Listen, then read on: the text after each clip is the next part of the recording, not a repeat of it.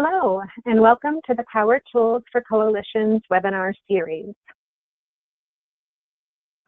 I'm Amelia Pismay, the Interim Executive Director of USBC, and I'm so glad to have you join us for this session.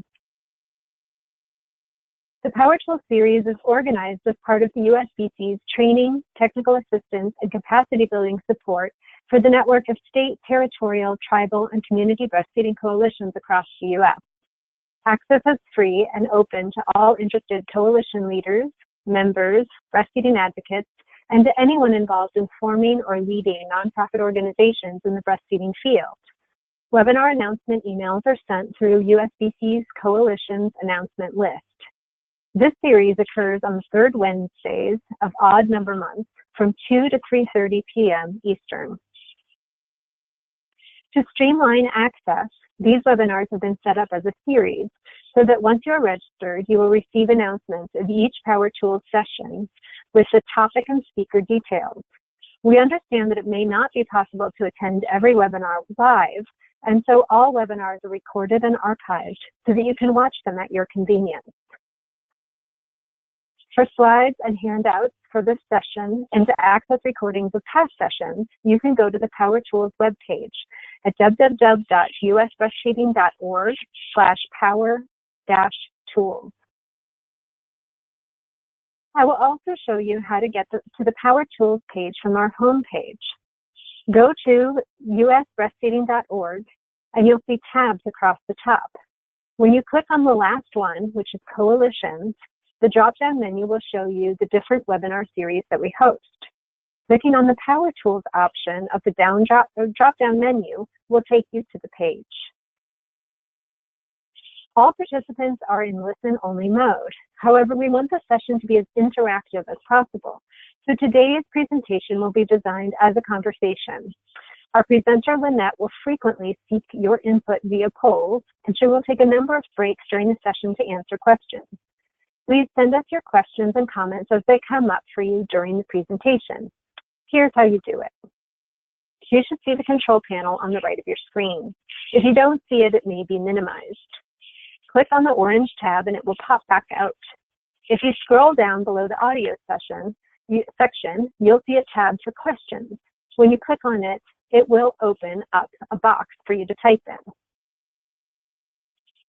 If you have any audio or other tech problems during this session, please send an email to coalitions@usbreastfeeding.org and our staff will be able to help you.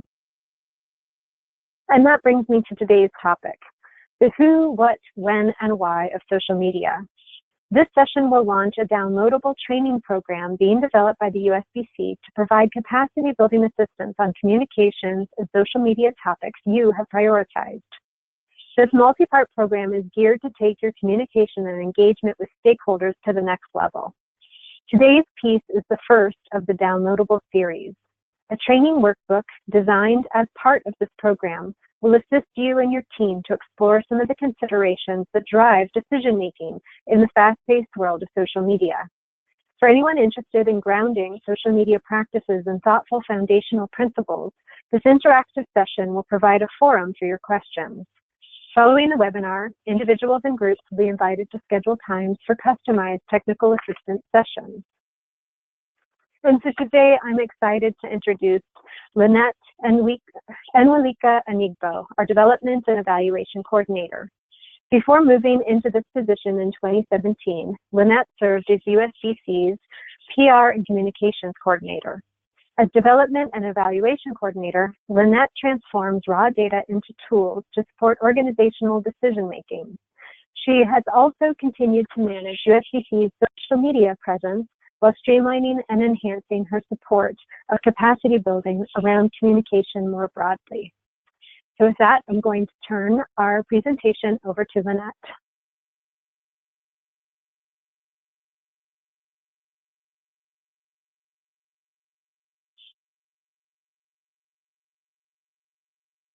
Lynette, you may be muted. Yeah, sorry. Thank you so much, Amelia, for that wonderful introduction. I am hitting this, hopefully. Okay. I think you guys should see my screen in presenter mode now. So thank you all for joining us for this webinar. I'm really excited to be presenting the who, what, when, and why of social media.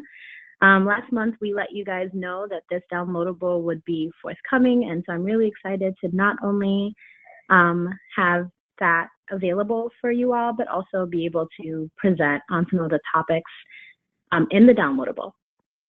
So it's really designed as a guide to help you get an understanding, really get your grounding, taking that step back before you jump into social media to solidify or flesh out some of the things that you have been thinking about and some things maybe that you haven't been thinking about, but just taking that second to, be kind of mindful and assess the landscape before you jump into the water. And so we have made this beautiful vanity link for you all to easily download it. So you can see that link here, and it will also be available at the end of the webinar.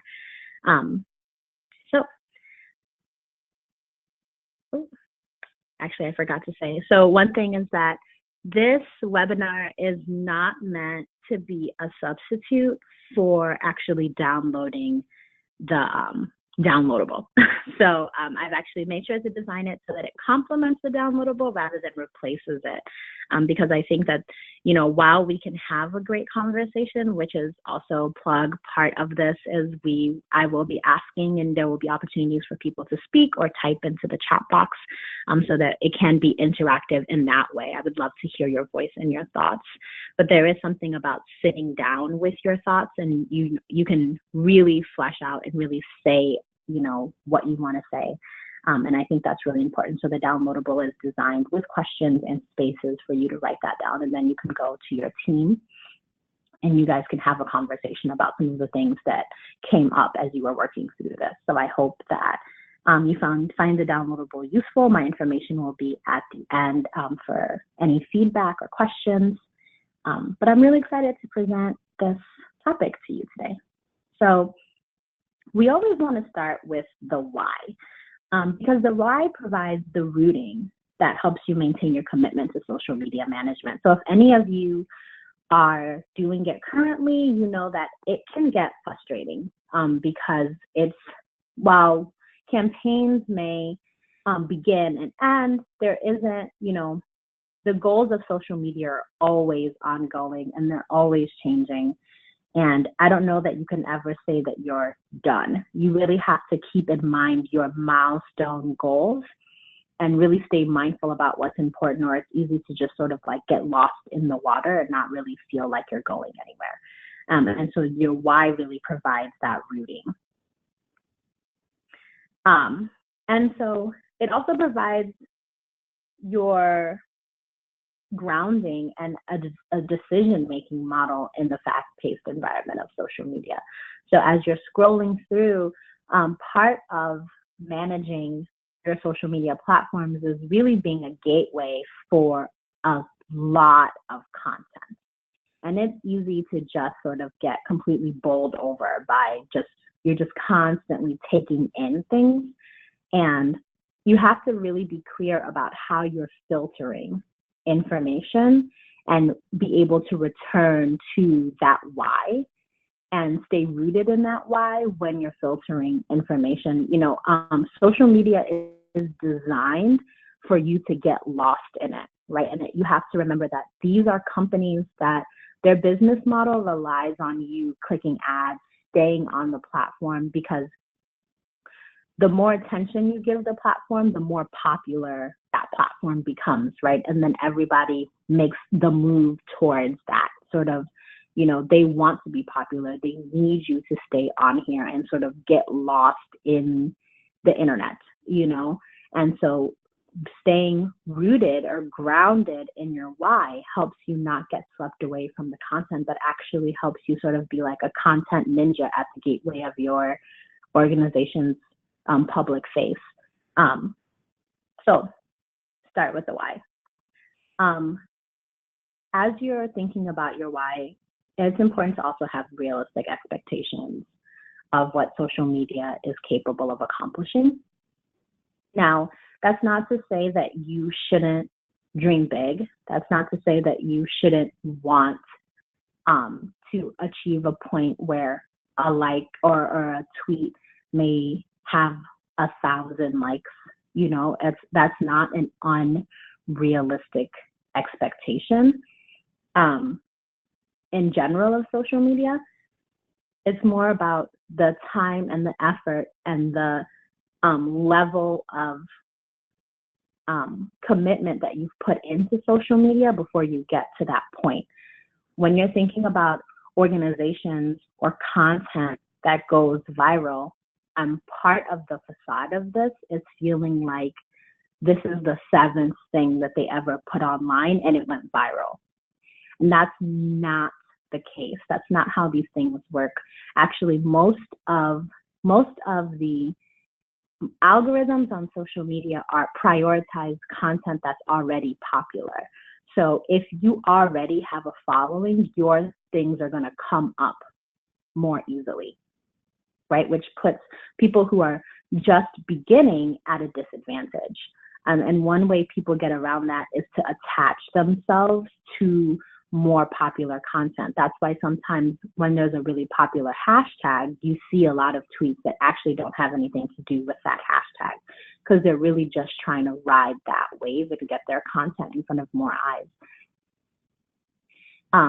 And so when you're thinking about, as an organization, getting to that point, if that's your goal, being realistic is understanding what it's going to take for that to happen, not necessarily feeling like it cannot happen. And to that point, your goals, so your why, is really what determines your metrics for success. And those, it's a feedback loop, right? And so if you have to establish your why and then create your metrics to support your why so that you can get the feedback that you need to keep pushing forward. So for instance, if you have gone through and you've determined your goals, and your goal is to, one of your strategic goals may be to increase meaningful conversations, engagement. And so you might decide that, I'm not sure that a like is meaningful enough for what we want, because it says specifically that we want to build conversations. So then what you want is comments. And also, comments are one-off pieces, which means if you want to build, conversations are two-way streets. So there are conversations that an audience member may have with another audience member, but there's also conversations that an audience member might be having with you, right? And part of the facilitation of conversations is also letting your voice be heard as part of the conversation, and letting people know that you are here, and that is part of what they can expect from your organization. So when you get that metric, even if you know that what you want is meaningful engagement, and that's your why, like I'm on social media because we want to increase meaningful engagement, and I am one person in my state, and Twitter allows me to have conversations with women, 30 miles from me, or 60 miles from me. Then when you go back and you look at your metrics, you may not have 1,000 likes on posts, or your follower growth may not be 10,000 or whatever, but you may say that we've really connected in a meaningful way with 20 women this quarter, and one of these women, we gave them information about our state coalition. Another one of these women we were able to support through this experience, and we've been able to maintain them, and they are a strong advocate, right? So of these 20 women, 5 became strong breastfeeding advocates, and we supported them in these ways. And those are meaningful metrics that support your goals and your why and propel you moving forward, rather than something that can be superficial if it doesn't really matter for what the mission and vision of your organization actually is.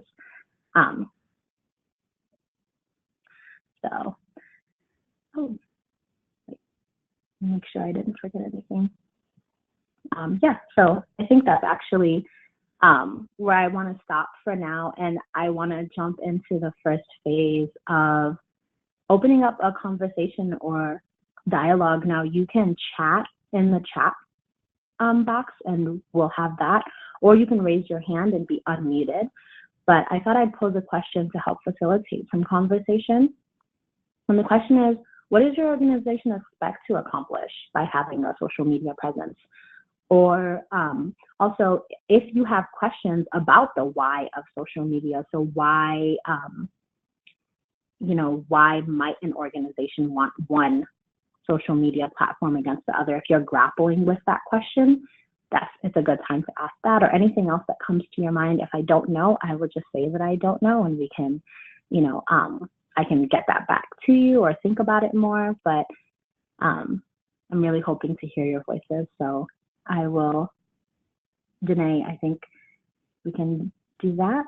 We'll have about, we'll take, if people do want to speak, I think we'll unmute the first 2 or 3 people that come through. Okay, great. If you have any feedback, the questions on the screen, what does your organization expect to accomplish by having a social media presence? Go ahead and raise your hand if you'd like to give that feedback vocally, or you can just chat in your responses. And Lynette, if you want to move on and go to the next slide and continue talking, we can pause a little bit later and see if there's any feedback, if that works for you. Okay, awesome. Okay. So a last word on the why is about letting your mission and strategic goals determine them. I think that, or at least provide some sort of start point for them. As I spoke about earlier, social media isn't, it's the space in between. It's a different world and it needs different things, but it should be informed by the work that we're already doing. Because as nonprofits, we work really hard on our mission statements and our strategic goals. And we do have to present reports to funders or grant reports. And we do have to consider things like impact. And when we are thinking about all of those things, that's part of the reason why staying so rooted in the why of your social media matters, so that it doesn't feel like something unimportant or extra that you have to do or that isn't really helpful. Really folding it into the fabric of putting your organization in a position to continue doing the work that it does, and having the effect that you as members of an organization want to have on the world around you. And you can only do that if you're really grounded in what exactly that is, and using social media as a tool, because that's in essence what it is. It should be an extension of your arm rather than thinking that it is your arm. It's just a tool. It's not meant to, you are meant to control it. It's not meant to be something that controls you. And Lynette, we do have some feedback. We do have some feedback. Did you want me to read that, or did you want to move on? Oh, no, yeah, that would be great before I start the who. Yeah, sure. So Ann Davis says, we just want to let our state residents know that we're here as a resource, as well as other interested partners, and that they use social media to help build a worldview about breastfeeding in their state. And then Rachel Sullivan says that we use Facebook to hopefully accomplish, 1, getting more moms to our breastfeeding support groups across the city of Boston, and 2, we use our closed group to keep our peer counselor volunteers connected and share resources. And then Ruth says, we want to be visible to more families and providers so that they will look at our website more often for resources and consider contributing time and or money. Awesome. Wow, yeah. So I think that each of those was slightly different, but I think that the themes that I heard throughout was social media to like increase visibility.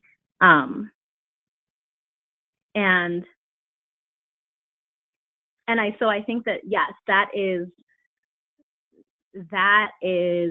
the sentiment behind the statement about, the time it takes to build an audience on social media. But I think that, in hearing the responses, it also makes me consider that, as organizations, as we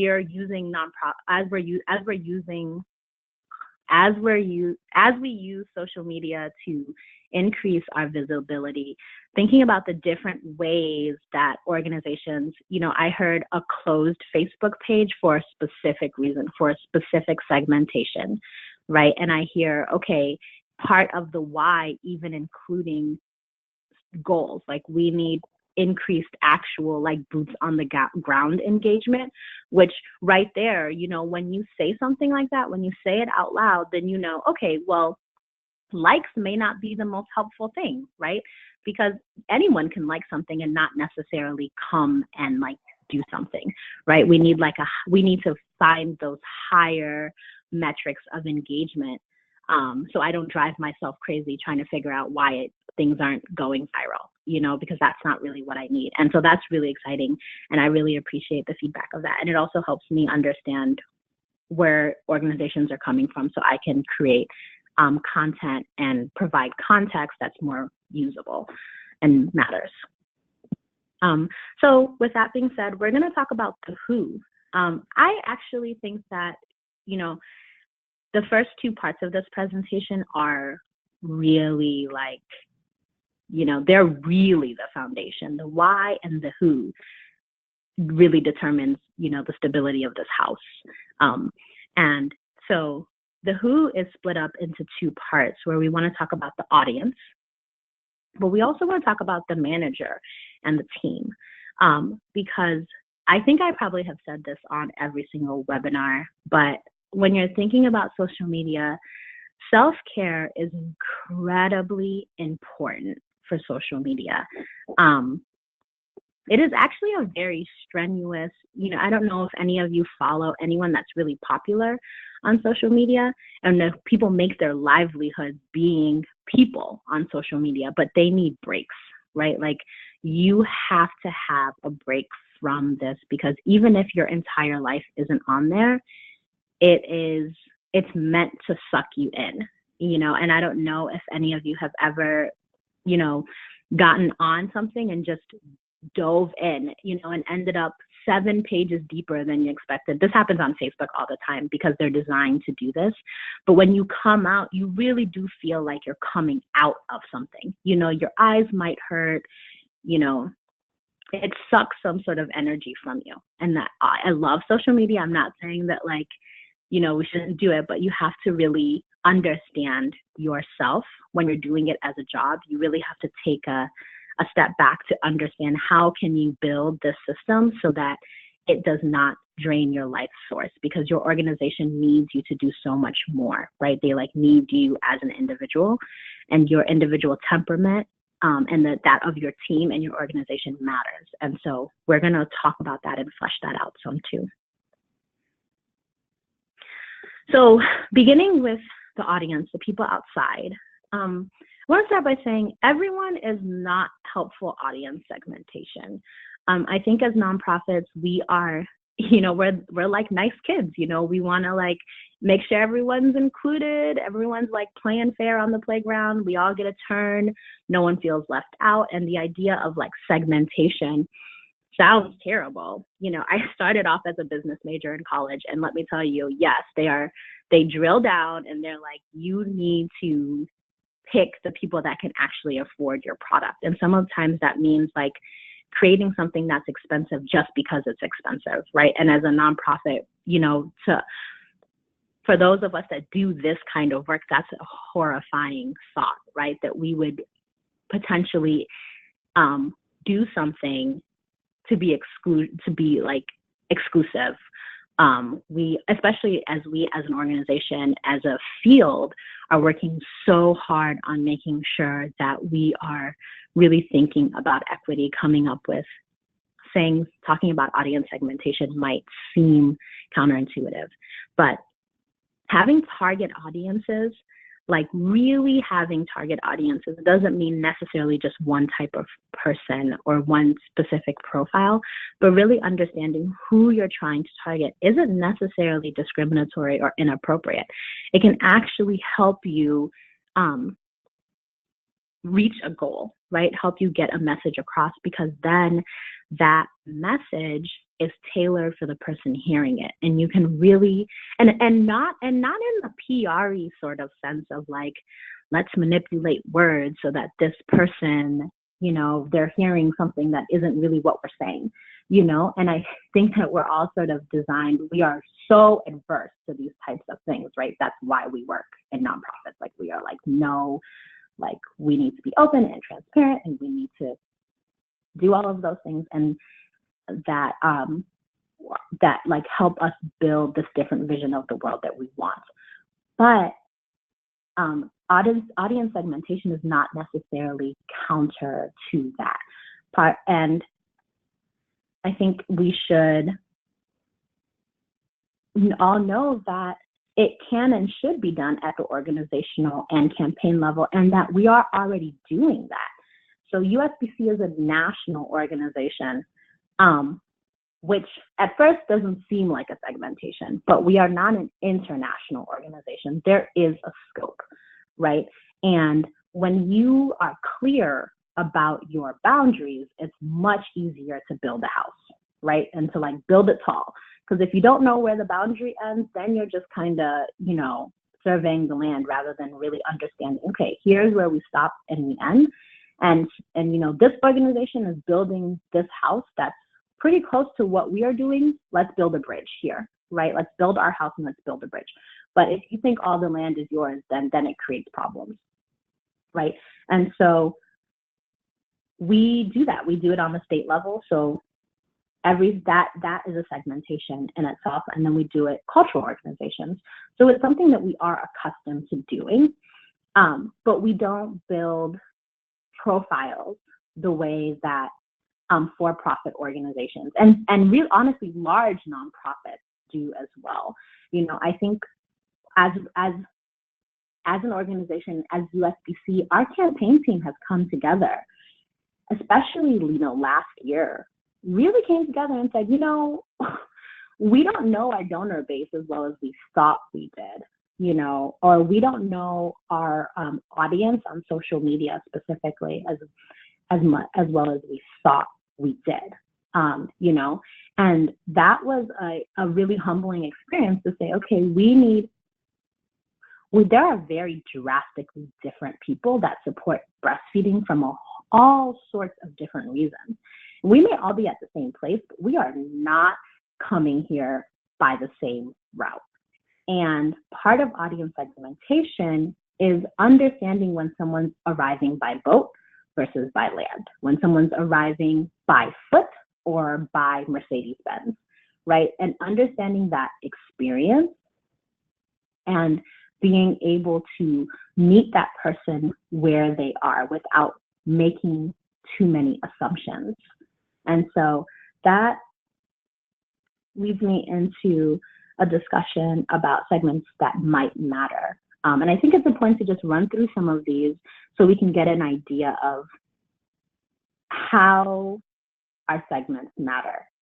And so I have location, race and cultural background, education level, income level, location, religious affiliation, alma mater, location. And location was a big one for me. And I'm sure for all of you too, because you know that things vary so much by location. And even though we live in this really global society, where we live, where our feet are, where our heads lay, that matters. That still matters just as much as anything else. It may be increasingly more influenced by global factors, but you know, the effects of globalization are not equally distributed, and they're not distributed the same way along, you know, the United States. And, you know, and I think income income inequalities is a quick way to see that, right? That, it's just the seed is not spread equally. So when we're thinking about location, especially if you're a cultural organization or a state organization, location can affect a lot of these other experiences. But when you're thinking about it from a social media standpoint, thinking about the fact that, a platform like Twitter, even though they have their national trending, so what hashtags are trending when you get on, you can see that.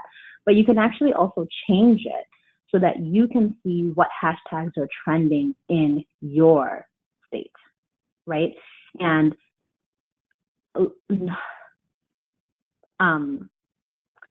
social media platforms also often will ask you for your location, right? Because there's something called geotagging. So if you ever use a social media platform, you can actually tell them where you are or allow it to share your location. So if you're on Instagram, you can add your location, and then when someone searches that location, all of the posts for that location will show up. And advertisers actually use your geolocation. They use your location to advertise for you. That's why sometimes you'll see local brands advertised on your social media platforms, because everything, your location still matters. It matters to advertisers, but for nonprofits, it also matters for us. Knowing your location, knowing the scope of your location really helps you use social media to become familiar, to build relationships.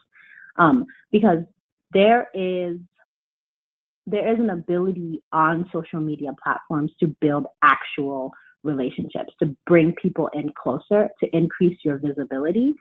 And so that is something that every one of us wants to do. And part of being visible is creating some sort of connections, right? And so if you're in a state and you know that this is, like, we have a Big Ten school. I went to IU. I'm from Indiana. Football, basketball, they matter, And so if you are in a state that has a Big Ten school, and Michigan breastfeeding, their network, they do this really well. I've noticed on social media, they definitely incorporate the school. Like, that is, they talk about their university, because that is a source of pride when you are around. If you're in Ohio and to call it the Ohio State, you're ahead of the game, And part of being a state level organization is that that. And so someone following you on social media already feels like, okay, they get it, And there's a level of familiarity that you can get from knowing simple things like someone's alma mater. People will often post that on their profiles, right? They post, people will often post like, oh, hey, I'm pregnant right now. We had one woman on Twitter tweet us about some questions, and then later she tweeted about, like, the setup for her, just like tweeted about some things around actually giving birth, and I was able to see that and know more about this woman. Or another woman who went to a certain school and runs 5Ks, and people put information out there so that you can know, and not know in a sense that is like, oh, okay, now I'm going to use this information to manipulate this person to do what I want them to do, but actually build actual conversations and actual connections so that it can enrich their life, right? And as long as we stay in that,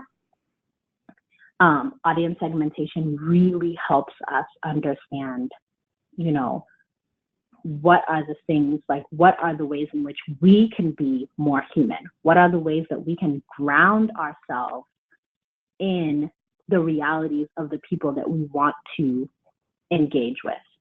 And I want to say, segmentation can be really tricky, and I think that people often run into issues especially when you're thinking about income level or education, religious affiliation, and maybe even alma mater or location, is making broad assumptions about how people think or feel based on that information, So, I mean, it's one thing to engage with someone around a conversation from a stance of wanting to like know and learn about, what's the relationship between, if any, running 5Ks and breastfeeding. Like, how did you get there from that, and really just opening that conversation if you have the opportunity to open it, or saying something like, well, this person, has said that they're low income and then therefore probably think this. Making assumptions of what people think is always a bad idea.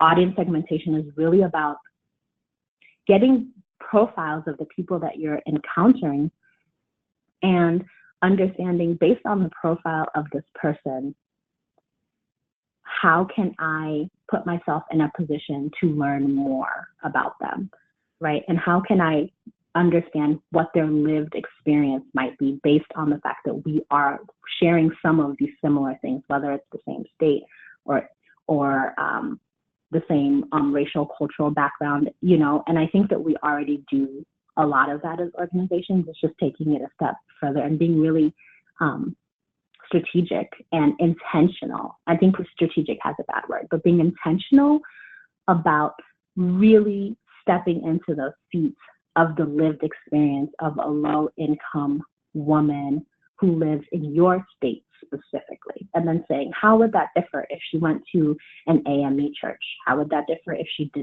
doesn't go to a church? Like, how does that differ? And then working in those things to meet people where they are. I think so. Hopefully that came across. That's a tricky one, but really important. And so the downloadable has some questions about, like, one of them is, what do you think might be some of the issues that affect women who are drawn to your content? And I think that might seem obvious, but just writing it down, not thinking even just outside of breastfeeding, right? Like, if traffic is really terrible in your state, or if air quality is bad, or if there's a water issue, these are things that women might matter to them. And knowing the full scope of a person, you can't know a person if you only focus on their hand. You can't know a person if you only focus on their nose. Like, people are entire people, and to a certain extent, we have to sort of see the entire person to be able to understand what's happening with their hand. So I'll stop on that. So the next one is the who. So the manager and the team. So the life or temperament of the person doing the managing of the social media matters. It matters for designing something that's sustainable for yourself from the start and for your team. But it also just acknowledges that you are a real person behind the screen, and so when someone gets crazy on social media or says something really hurtful, just that taking the time in the front end so that everyone is clear that, like, you also are a person and you treat yourself as a person, and you don't forget that. So in order for us to talk about the who, I wanted to actually just do some polls, because I think there's so many different things that we could talk about. And I have 4 poll questions that we're going to do, and we're going to talk through some of it. But later it's going to come up about why it matters when you're thinking about the when and the what. So Danae, can we launch the polls? So the first poll is, how many social media apps do you have on your phone right now? Like, right at this second. And that's Facebook, Twitter, Instagram, Snapchat. I would include Visco, even though that's a photo editing app, but it's social. And we'll do another, I think we're still getting some responses in. So we're at 30 seconds. We'll do another 30 seconds. But so just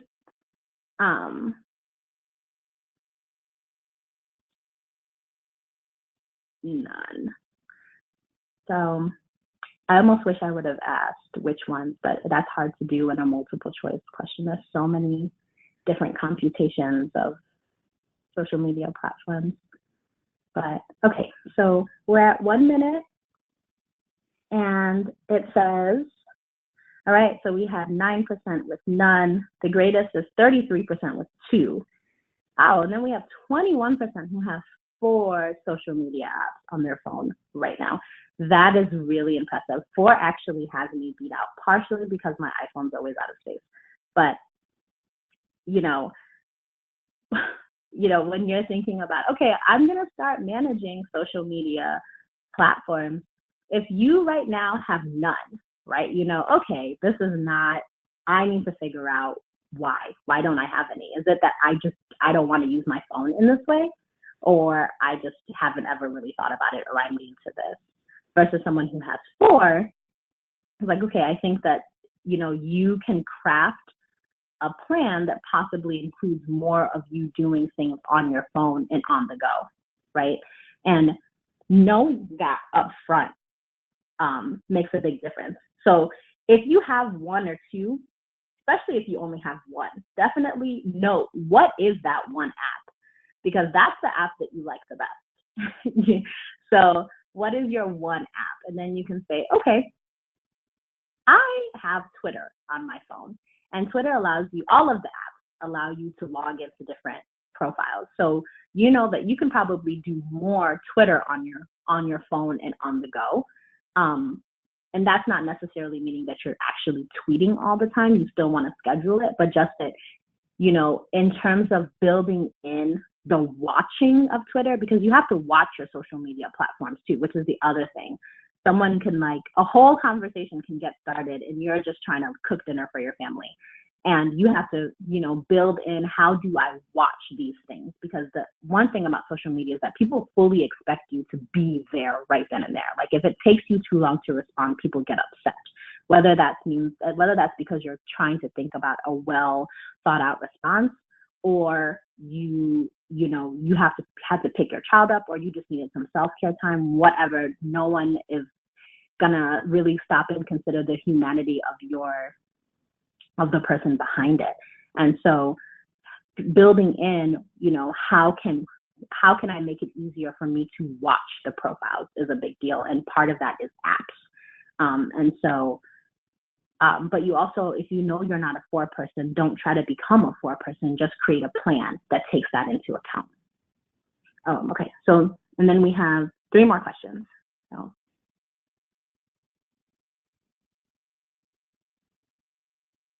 So how many photo editing apps do you have on your phone right now? We'll do 1 minute for this too. Wow, I'm really impressed with these answers, actually.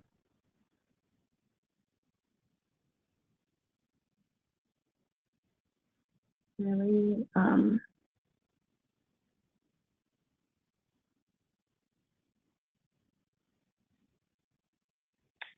so we're at the 30-second mark.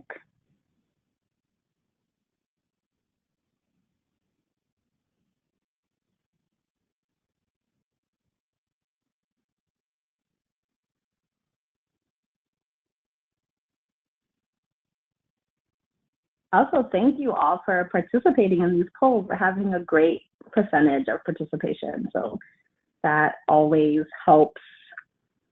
Okay, a few more seconds. And okay, we're at the minute point.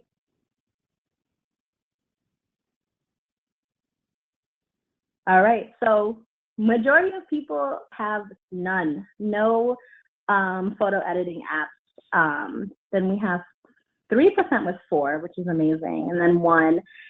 I think the thing is, with an increasingly visual society, and especially some apps like Instagram are really heavy on the images. I personally love photography. I have so many photo editing apps, and Instagram is my favorite platform because it is predominantly picture based, but you also get a lot of words with it.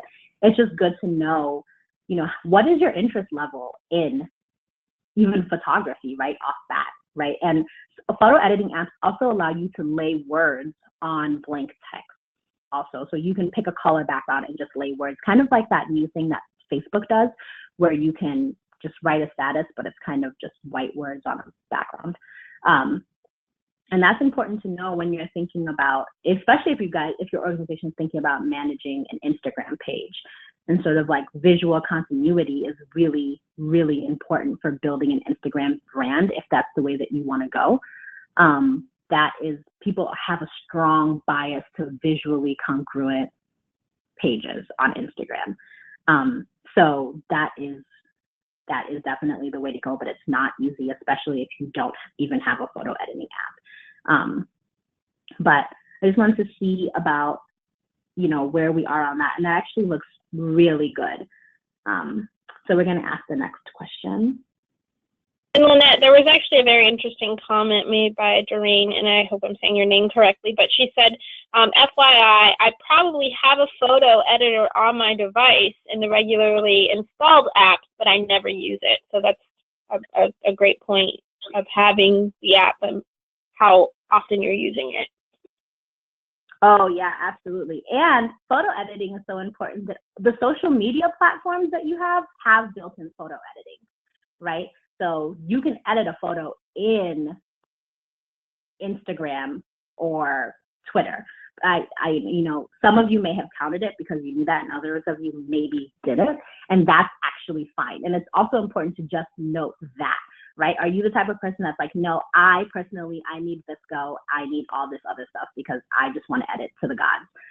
Or are you like, I'm going to pick a consistent filter in Instagram and that's what it's going to be. But you know that, right? And then you can make decisions, you can build systems based on who you are rather than trying to force yourself to be something that you're not naturally, because that becomes a barrier to you actually being able to build a sustainable platform for your organization. So thank you for that comment. And that is really important. Thanks for bringing it up. And I think we have 2 more questions. So have you ever tweeted from an event? And an event can also mean, have you ever been watching TV, right? Like you're like watching, I don't know, the Final Four and you tweet from that, or the State of the Union and you're tweeting from that. Those are events. Even if you're by yourself, things can be an event and you're by yourself if other people are doing it simultaneously. And when you're watching something, people are watching it with you. So people are watching the Oscars. You can tweet about the Oscars by yourself at home and you are part of an event. And so that counts too. And so we're at the 40-second mark. And so if you have ever tweeted from an event, that your child's basketball game also counts. Any event. So, okay, so we're at the 1 minute point.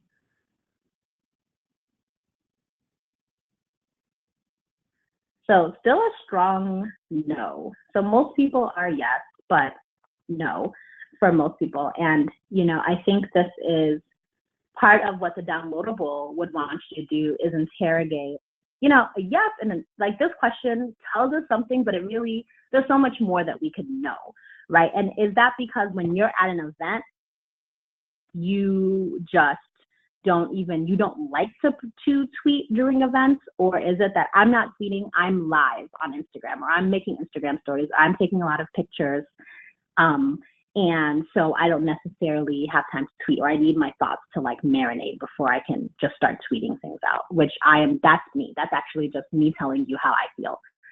It's hard to tweet during events because I want to think about things and I want to take pictures. And so you can know that. And so if I'm like, no, if we're about to have if we're going to have our conference and someone said, and we're as a team, we're having our meeting and we're like, okay, well, we need photography, and someone to go, do Instagram really heavy. And then we really need, during that time, we also need someone to tweet.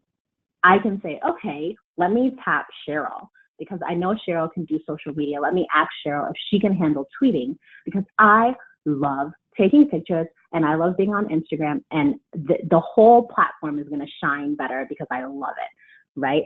Versus, not knowing that about yourself and saying, oh, it doesn't matter, because it does matter, right? And so it's not to say that if the organization needs you to do both, you can't, but just knowing what you love helps you. So I can say, I actually really love Instagram, and let me make sure that I tweet. So let me come up with a system, right? That every 3 pictures I take, I got to tweet something, or let me use Twitter in that way. Let me tweet a lot of pictures and selfies with people because I love pictures.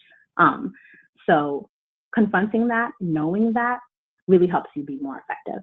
And so let's do the last poll. So where do you go? Oh, it says from, sorry. Where do you go for your news? So what's your go-to source when you want to know, when you wake up in the morning especially? I think that's when most people get their news, right? When you're trying to figure out, okay, what did I miss? Or spent 3 hours not on the internet. So, what is the state of the world now, and what has happened in the 3 hours I've been gone? Where do you go to get that information? So we're at 40 seconds. So if you put in your information now, it's really important that we hear from you. Get your vote in. This question is really, really important for building systems, and knowing your preferred sources make a big difference for this, because you are the gateway for content. So, all right, so we're at the 1 minute point.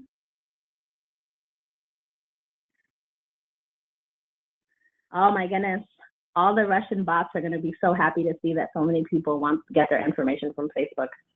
So we still got 32% of people with information from Facebook, which I think is actually speaks to is a testament to just how ingrained Facebook is to our lives, right? And how important they really have put themselves as a source for news. Where Twitter, which is 10%, right? And Twitter is where,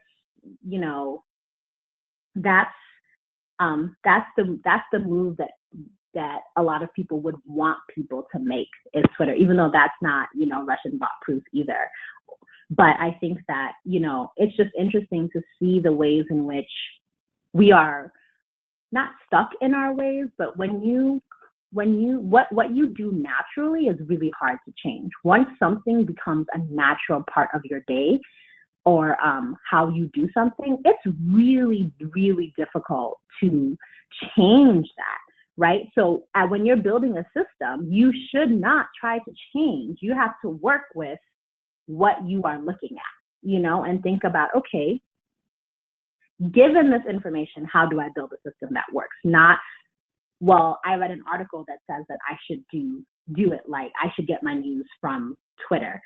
And it's like, okay, maybe you can try to get a little bit more of your news from Twitter, or maybe build, when you realize that it's a little easier in the system, like it's easier to retweet from Twitter than open a Facebook news link and then copy all that information to Twitter. Then maybe that begins to change it, because it eases the process, but it's not necessarily abandoning Facebook and moving to Twitter. You have to really reconcile systems with who you are, because who you are is totally fine. So we'll have some more on that as we go through. I'm going to, thank you so much, Danae. I appreciate it. Yeah, and Lynette, just so you know, there were also some other resources that people chatted out. Some said TV, awesome. Radio, podcasts are some resources that they use that were listed there. Yes. And so, okay, I'm really excited, and I'm going to take a deep breath, because I want to start, I'm really excited, because yes, absolutely. And well, besides the fact that we can only do 4 or 5 options, there are also, and we're going to talk about that in it. So I'm going to stop and I'm going to talk about what, but it's going to come up as to why I chose the ones that I chose, and why it matters how you as an individual prefer to get your news. And so when you're thinking about the content that you're sharing, there's the what we share, there's the where do we find all this, and there's the context, so the so what. And that is that's what the what of this is. And so when you're thinking about what are we sharing, you got to return to your why for clarity, right? And that's really that gateway that, well, this information doesn't really fit with the why right now, or at least I can't make a connection. We haven't made a connection to how this fits. So, we don't necessarily share this, or what is maybe it's a Likert scale to say, okay, well, in terms of proximity to our core issue, we share up to a 3. And here's an example of 1, 2, and 3 content, but we do not share 4 and 5 content. Here's examples of 4 and 5 content. That's super helpful. Decision-making models are way, way more helpful when you're dealing with content and social media, because you cannot anticipate all the different types of content that you come across. But what you can do is have a model and a triage system, which is, I'm very grateful that's what we have at USBC. So when I'm really not sure, I can say, hey, let me message this to Cheryl and see what she thinks after I've gone through my decision-making model. And then you have, where do you find it? So of course, there are the basics: newsletters, Google Alerts, social media. And these are things that are really designed to make it easier for you to convert the information that you're getting to social media content. Because context is increasingly important, but you need content to get context. So if you're someone that's reading a newspaper, or you're getting your information from the news on the TV, or you're getting your news from a podcast, there are way more steps to get the information that you got on a podcast to social media. It always really frustrates me when this happens, because I love NPR.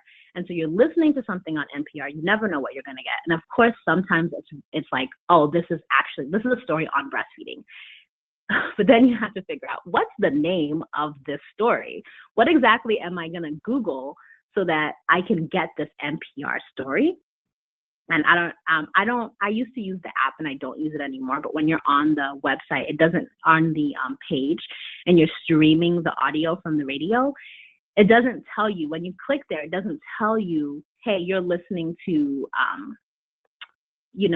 All Things Considered, and this is the name of the episode, right? And so there are more hoops that you're going to have to jump through, right? And so part of the mixing of who you are with just the sustainability of the system is saying, which of the ways that have a lower conversion rate am I most attuned to? So that's why I created the list that the way that I did, and put newspapers just to sort of have that as an example of the thing that is going to take you a lot longer to convert to a tweet, because you're going to have to find that link.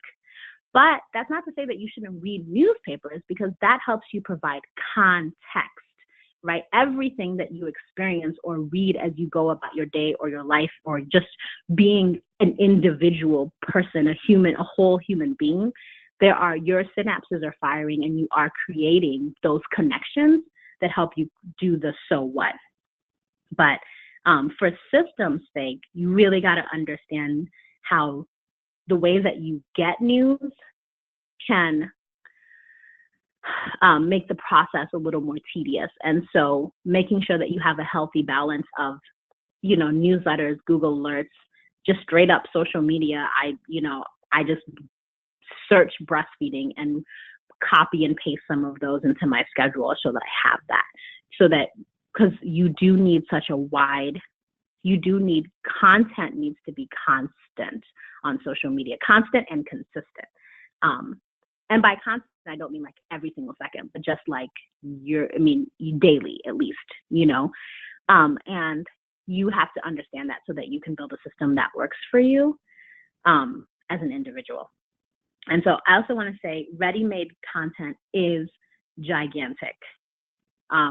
When organizations do campaigns, like for instance, I have Miracle Milk on my desktop right now. My desktop is full of a million things, but my Miracle Milk images pop out to me because they're bright and they're colorful, and they're not text, which is most of what's on my desktop, but then I can drag and drop as I've shown in some of my other files. But, so when someone says, hey, we're doing this campaign and here are our sample Twitter messages and our sample Facebook messages. I mean, it's like the content gods have smiled on you, right? Because all you have to do is cut and paste and share.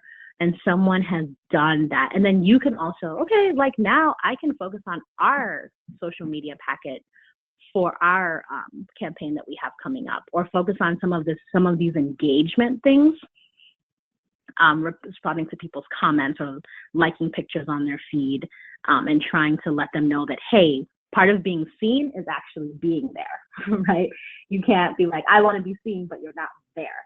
And I think being present in this digital space also makes a difference, and you do have to carve out time for that. And so speaking of ready-made content, we have a policy toolkit that we would love for you to download. There are sample tweets, there are Facebook messages, there's all sorts of good stuff that you can share. And really also, and in doing so, position yourself as, a source for resources for your audience. So we certainly hope that you will download our policy toolkit and also this beautiful link. So we're not sure, hopefully you've noticed the USBC insights in the weekly wire. And I also want to stress again that there's a lot of content and people increasingly need explanations for why it matters and its connection to other things.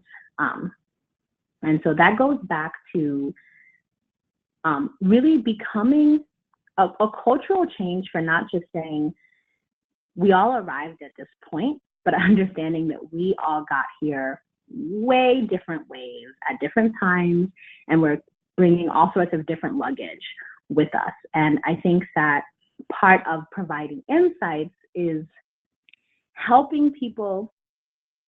So another thing, that there's some pretty good research about the fact that, say that two people don't agree.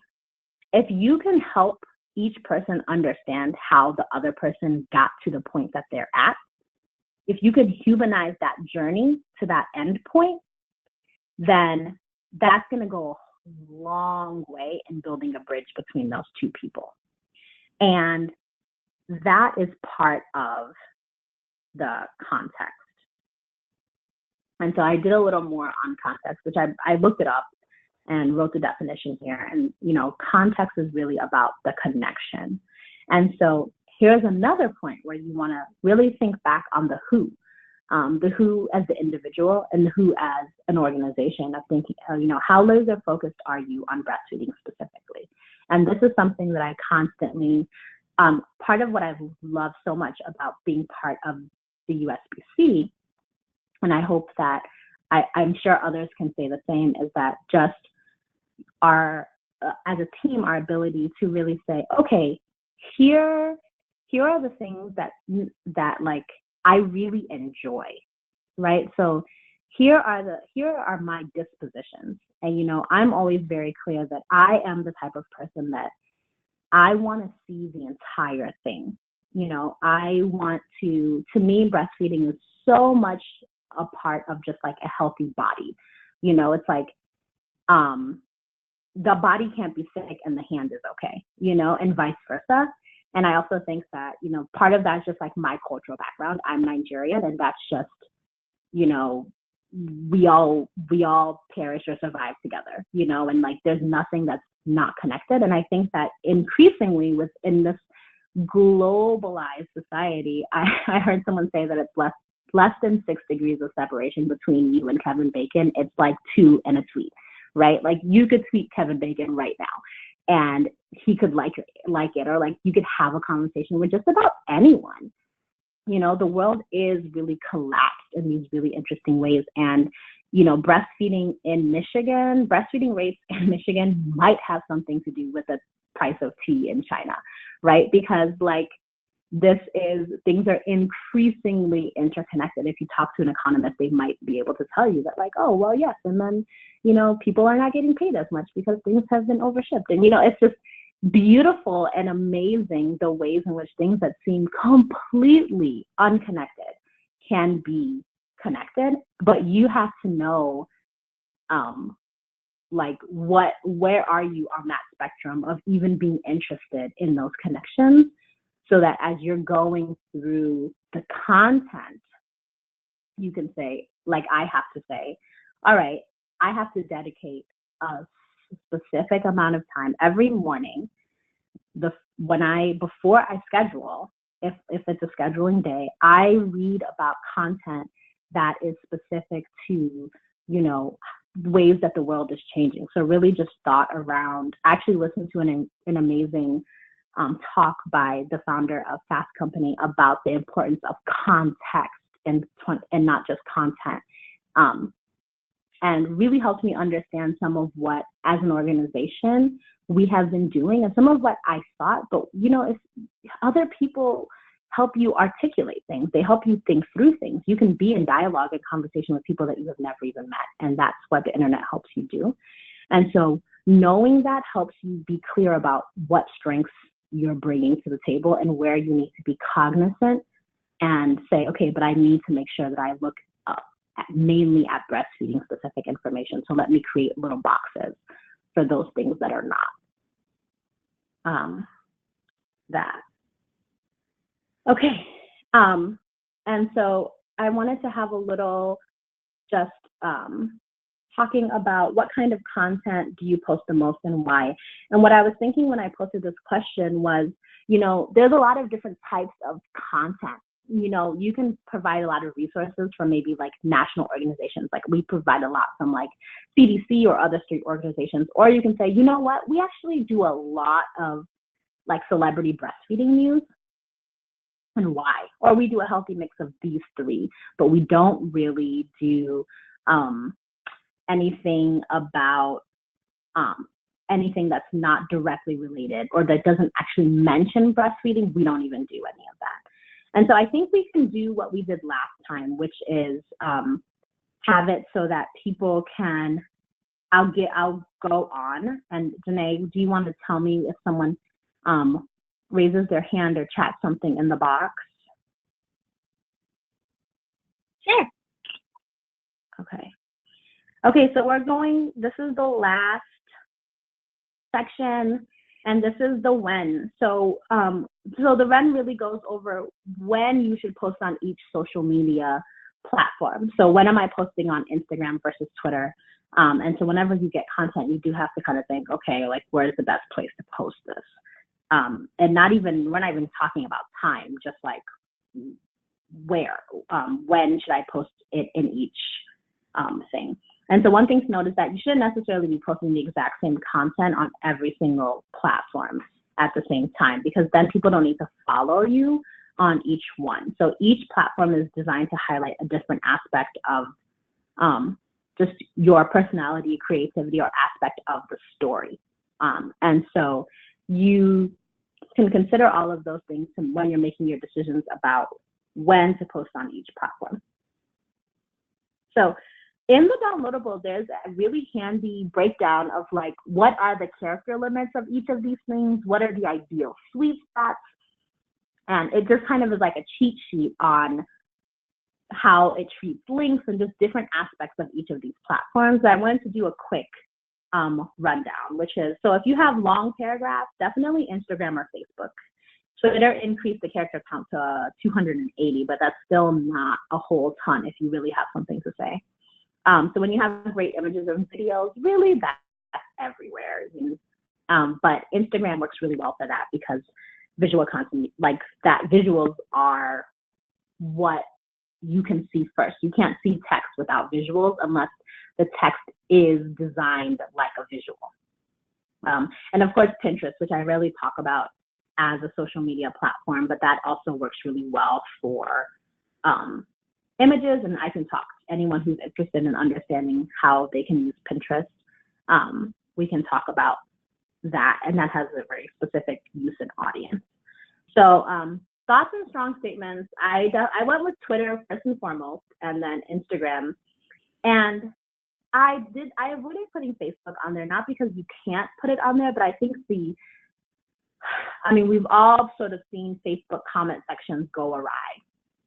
and it can get ugly really fast. And it can get ugly on all platforms really fast, but I think that, you know, Facebook has a particular, not just reputation, but it has a particular ability to cause stress for actually the person managing it. So this is much less about what's actually possible, but just sort of saying, okay, where is strife manageable on social media, and it's not necessarily Facebook. When arguments get bad on Facebook, they tend to escalate, and they're so actually a lot harder to ignore. And part of that is going to be because Twitter moves really, really quickly, right? And so even if there's an argument, even in the thread, it doesn't show up the way it does on Facebook. And so that was my reason for sort of saying, and that's not to say that you can't say things like, you know, breastfeeding anytime, anywhere, but it's more likely to have someone argue with you on Facebook than any other place. So that's all, but and then for politician and advocate-facing advocacy, definitely Twitter is where that's happening. So people who are closer to the core of who are following more closely on your specific cause or your organization, you're going to find them on Twitter. And then, of course, politics is happening on Twitter. And for public-facing campaigns, which is more that, like, you know, this is when you're trying to reach maybe individual mothers as mothers, you know, and when you're trying to change the, like, cultural, social landscape of something, that really happens on Instagram, Facebook. So Instagram, Facebook for social, cultural, and then policy level things, and maybe some, you know, definitely social, cultural, some things happen on Twitter, but it's much more when you want to take like a funny approach, when you want to use memes, things that people can go, you know, things that actually is content that can be put on something like Instagram or Facebook, and just replicating that for Twitter, using the same picture or something, that works well as a social cultural sort of change, but most of that happens on Instagram and Facebook. And so one of the last things I want to say is, when you're thinking about the when, is links. The location of the when, because each platform treats links really differently. And I heard the why, someone said, we want people to go back to our website. Okay, if you know that's the case, Instagram only doesn't, when you put a link in the body of an Instagram post, it's not live, so a person can't click on it. So it has to be a vanity link like the ones that we're giving you. You can also put it in your profile page and tell them, link in profile, so they can go and click that link. But that's also something you would need to constantly update. And you can only use Instagram on your phone, right? And so when you as an individual are sitting down to think about, this is our goal, this is who I am, I don't even have the Instagram app, maybe I need to use Facebook, because Facebook can let me put links all over the place and it doesn't matter. Or Twitter, I can use a link in the body and I have a profile with a link. And so, you know, right now, we're not going to use Instagram, or we are going to use it, but we're going to figure out how as an organization we can make this work, or what systems do I need to put in place to be able to do that consistently. So there, like I said, there's more on the when in the downloadable, and a lot of other stuff and questions, especially, for all of these sections, there are questions for you to really delve in. They're different from the questions that I've asked. So I highly encourage that you download the downloadable, but also don't forget about our policy toolkit, so that you can get a win, schedule some stuff, and have that content there. So hope that you all will take advantage of those resources. And I actually wanted to ask one last question. As you know, we're preparing for our conference, and I, as a social media person, thinking about what sort of things can we help, you know, with engagement during the conference. And I was really thinking about, wanted to ask and use this as a time to gather information about, what do you guys think about going live and recording stories? Is that even familiar? Like, am I speaking English when I say that out loud? Is there like an understanding of what that is? And when is that appropriate? Especially when I first got here at the organization, I thought, oh, if I were a breastfeeding peer counselor, I could go live and maybe they're like, could do all of this stuff. And then it occurred to me, maybe that's not appropriate. What, as organizations, when do you even see that it's possible to go live, to make stories, to record yourself and the people around you? And how comfortable are you with that? And so I think this is the last question. And so we're going to do the same thing. If you have something to chat, you can chat it in the chat box. If you want to raise your hand, we'll have that. And if you have no idea and you're not sure, that's okay too. I just was like, oh, I have the mic. I'm going to ask a question that really helps me get a broader understanding of, this is really social media for fun, social media for like memories. And a lot of times when you record a story or even live, you can save it. And so I'm sort of interested in what you guys thought of that. So Danae, will you let me know if anyone chats or says anything? Yeah, right now we don't have any chats and no one's raised their hand. If you raise your hand, we can unmute your mic if that's easier. Just go ahead and do that and we'll unmute you. Yeah, I'm not shocked, but if anyone wants to say anything, that would be great. I just have a few more slides. Okay, so I put my email here. This was a lot of information as always. And I just wanted to put my email here and let you guys know that I am available. Really would like your feedback. This is not the last iteration of the downloadable. I expect it to be revised before the end of this year and then a yearly revision, if not maybe just update or expansion. And so it's chill thinking through and talking through the best way to do that. But honestly, the best way to do that is how you all feel is the best way to do it, And so I think there's a lot of thinking and strategizing I can do, but I'm also just not a mind reader and I'm not in your shoes. And I want to know and hear from you. And that can help me understand the way that does this that's the most beneficial to you. So if it's not beneficial to you, then that's the point of it, is to be beneficial to you all. And also to let you know that I'm available for one-on-one things. And I think, if you start to do the downloadable and you have any questions, please let me know. I think that no part of social media should be done in isolation. It's one thing if you choose that, like, okay, right now I just want to be myself and do it. But if you feel like I want to talk to somebody about this or anything else, or, we're grappling with this question and we just want to consult with somebody else, definitely reach out to me, because that is so deeply why we're here. And it's so important to us because,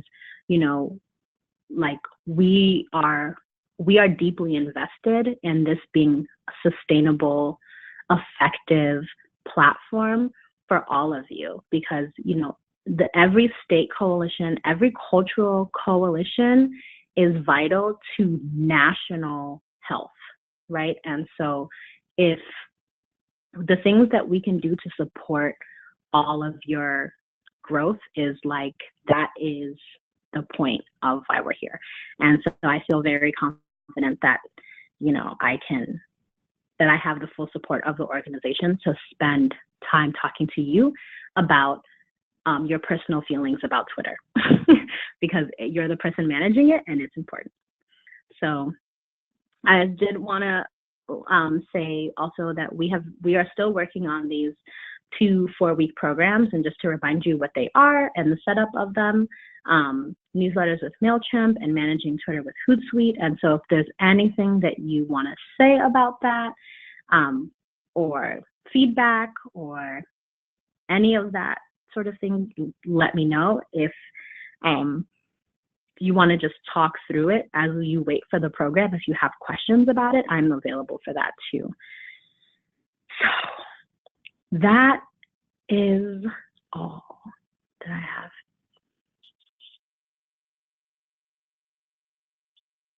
Awesome, Lynette. So we do have some feedback. Durain says, and I hope I'm saying your name right, we've thought about using Facebook Live for some of our quarterly meetings as an almost distance learning opportunity, just not done yet. And then she also says, I've done Facebook Live interviews in the past and get great feedback from them. Linda says, yeah, no, if you want to go ahead and comment, I can. No, that's awesome. That's an awesome, both of those are really awesome. And, when you know your why, you can use these things in ways that other people might not even be thinking about. Because I will say that I had never thought about using Facebook Live for an interview, especially. So that's amazing. Yeah, that is amazing. Linda says, depends on what you have in mind for going live. If there's a keynote address, a big name speaker, then perhaps that could draw attendance for those who can't be there in person. Yeah, yes. And I actually was also, I think that, there's using social media to expand the size of the room, right? So like you said, going live so that people who aren't in the room can see the content. And I think that as an organization, we definitely, because that's part of the inclusion, right? So we're like, okay, yes, we know our why, and so we can use our tools to help us accomplish the why. But, I think what can also sort of get lost with social media is that,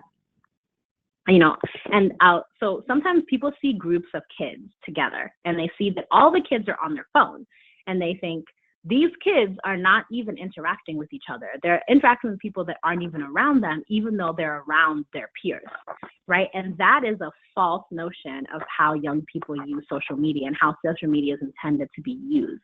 Because social media can sort of social media can be an icebreaker for when you are with the people that you are actually around. So a lot of times you see them recording, but they're recording their friends and they're expanding the room, but they're also bringing their room closer together. And so part of what I was thinking about for the conference on social for, going live and creating stories, which is, going live and creating a story is different because, when you go live, you are constantly actually thinking about how many people are actually watching this video.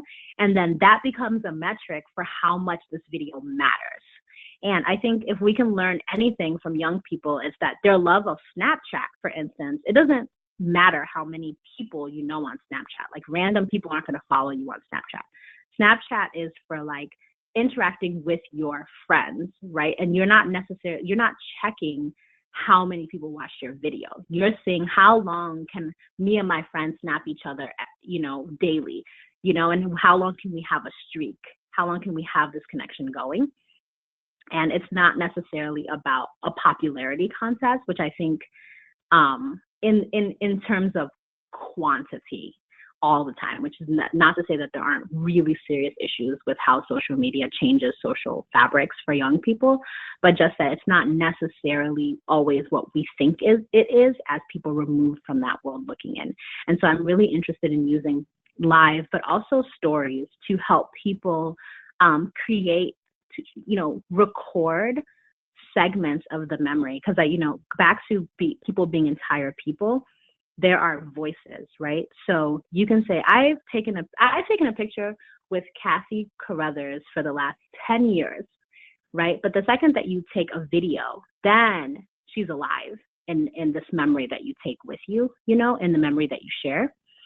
And I think that these are, the way someone laughs, the way that they, their mannerisms, these are part of what makes the memory. And I think that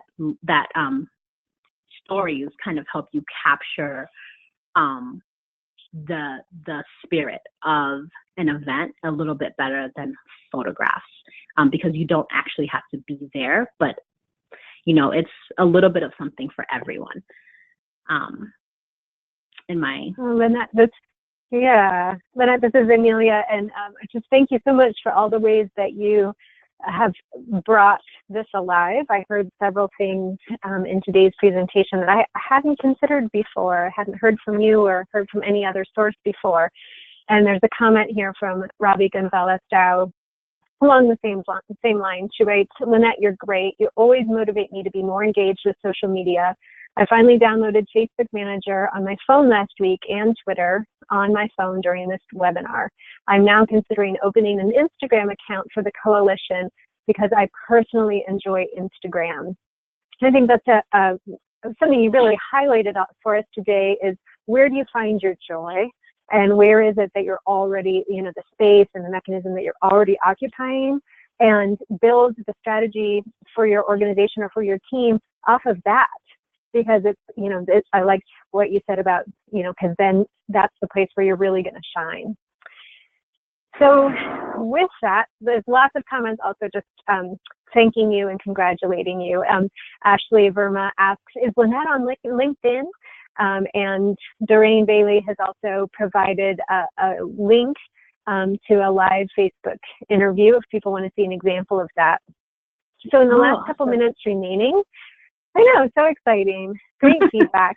So in the last couple minutes remaining, I do have 2 announcements. So let's see. Lynette, do you want to pass over presentation mode to me?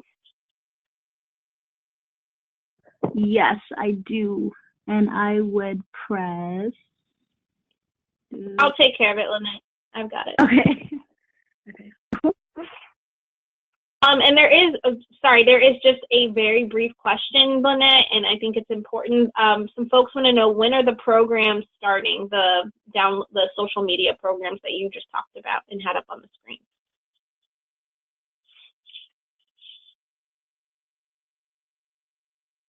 You might be muted. Your phone might be muted.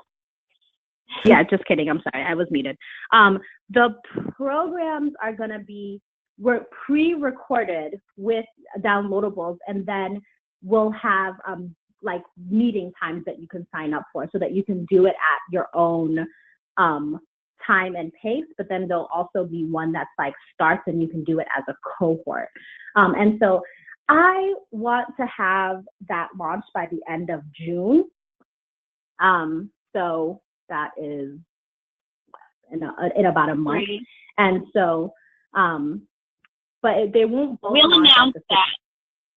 Yeah, we'll announce that on the Coalition's Learning Connection. So if you're not on the Coalition's Learning Connection, please make sure you sign up so you can get those announcements. But that's where we'll announce that. Okay. Thanks, Lynette. Great, thanks. Thank you. And so this is Amelia. I have 2 announcements before we leave off today. First, hopefully you have all seen that the conference registration is open. We invite you to join us in Atlanta for the 8th National Breastfeeding Coalition's convening. The NBCC will be held on August 4th and 5th of this year, with a membership meeting, welcome reception, and regional meetings on Friday, August 3rd. The USBC is thrilled to host this singular event once again, convening advocates from across the first food field to catalyze policy and practice change. This conference is the only national event for state, territorial, tribal, local, and cultural breastfeeding coalitions and national organizations to connect with each other, and we're excited about the program that's been designed by the Conference Program Committee. Our second announcement is to encourage you to please turn in next Wednesday, May 22nd from 2 to 3:30 p.m. Eastern for our Racial Equity webinar. May is Asian American Heritage Month, and the Alameda County Breastfeeding Coalition from California will be presenting about their phenomenal initiative called ASAP, Effective Collaborations and Breastfeeding Promotion Strategies for Asian, Southeast Asian, and Pacific Islander communities. And with that, we thank you. It brings us to the end of today's session. The work we do is all about partnerships, coordination, and collaboration. And as we continue to learn and practice, your participation is highlighted. It's truly amazing what we can accomplish when we co-create radical collaborations to impact the landscape of breastfeeding support. So many thanks to Lynette for a terrific presentation, and to all of you for all you do to improve the lives of women, children, and families. Thank you so much for joining us.